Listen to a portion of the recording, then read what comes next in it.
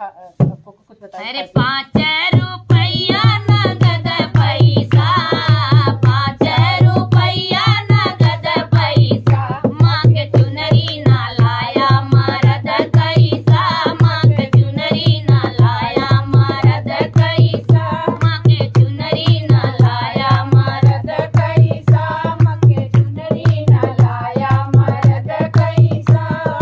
5 रुपया नगद पैसा, माँ के चुनरी ना लाया मरद कैसा, माँ के चुनरी ना लाया मरद कैसा, माँ के चुनरी ना लाया मरद कैसा। कल साली